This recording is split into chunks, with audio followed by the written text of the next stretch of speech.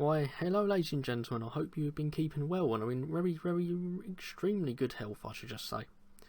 Today we're featuring a very distinctive looking dinosaur by the name of Parasaurolophus, which translates to near crested lizard.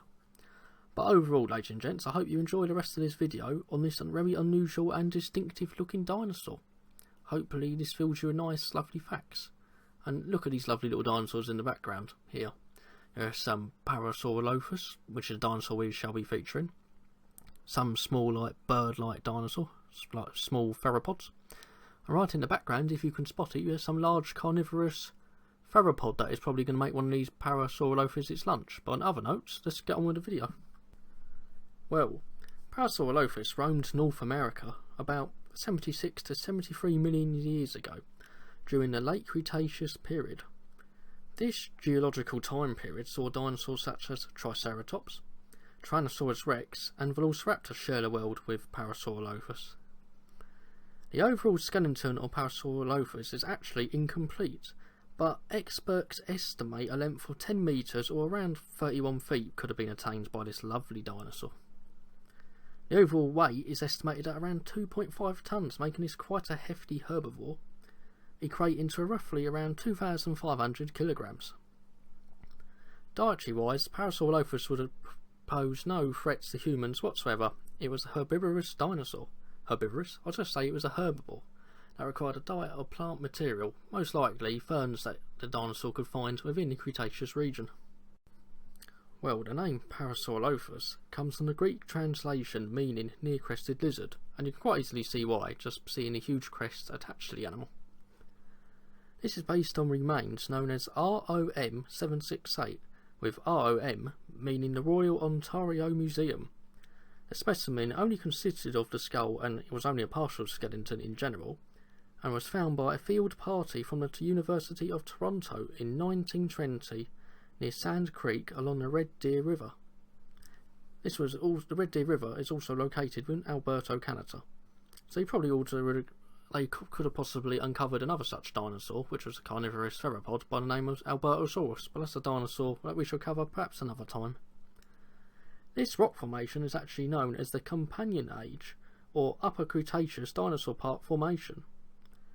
But eventually though, William Parkes named the find Parasaurolophus walkerii in recognition of Sir Byron Edmund Walker, of the Royal Ontario Museum. I just thought I'd include this beautiful picture to try and give you some idea of like the landscape that Parasaurolophus would have lived within the Cretaceous period. But in terms of locomotion, Parasaurolophus could be both bipedal and quadrupedal. Basically, putting it into very simple terms, just in case you don't understand, it just means it can use all four of its legs for locomotion, but sometimes could actually run on two legs, these being its back legs. Parasaurolophus also had a very sophisticated skull that permitted a certain grinding motion when chewing.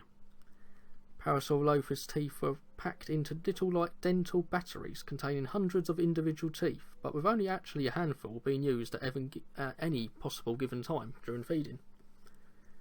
Parasaurolophus had the ability to crop plant material which was held in its jaws by a cheek-like organ, with possible vegetation being consumed also from a height of roughly 4 metres tall.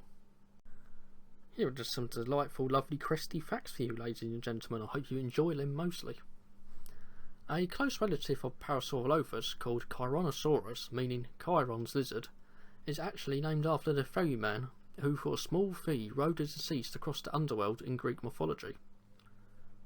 Within an episode of the Star Trek series Voyager, which I can't say is my favourite series of Star Trek, I prefer Generations of DS9, but I'll move on from that. A race of aliens known as the Voths are descended from Parasaurolophus, because apparently they escaped the great KT extinction event of the Cretaceous period, with the asteroid hitting Earth at the time. Parasaurolophus, much like teenagers, went through a stage of puberty, much like actual humans and teenagers in general, while younger individuals actually emitted higher pitched cries at a younger age, and as the Parasaurolophus actually aged, they emitted a more like deeper cry. So yeah, humans can definitely relate to that. Scientists and experts alike, and generally paleontologists, still actually debate and confer on the true function of the head crest of Parasaurolophus, with possible functions being visual display for identifying species and sex, sound amplification for communication purposes, and possibly thermoregulatory purposes. But other possible functions proposed by scientists are head and neck support, air trapping, snorkeling, as a possible weapon, although I think that's very unlikely, attachment of a proboscis like trunk, a branch guard against vegetation, possible storage of salt glands, and final, nasal capacity for a greater sense of smell. Overall though, I think this is probably, it was more likely used for sexual display, like sexual dimorphism. Maybe males had longer head crests than females, and it was like who had the most impressive head crest. Plus that's my humble opinion. Well, here ladies and gents, we got a very, very unique drawing of Parasaurolophus with a number of different blood vessels being clearly visible within the crest area. I really like this drawing. On other notes, I digress. The three main species of Parasaurolophus are Parasaurolophus walkerii, which this video is actually generally covering today, in case you've noticed. Another species is Parasaurolophus tobiasen, which was first named in 1931 by Carl Ryman, with the name meaning trumpeter.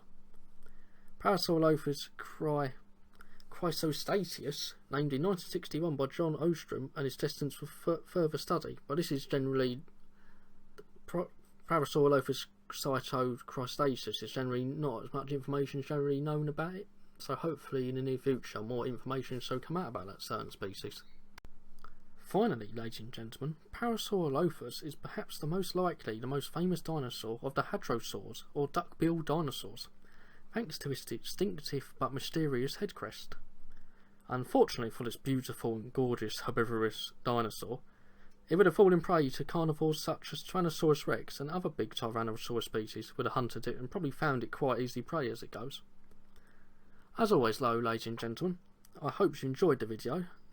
Feel free to comment and like the video, or dislike if you wish, or even comment negatively. It's up to you entirely. Overall, join the Raptor Pack today by subscribing, and have a very splendid day for now. Goodbye.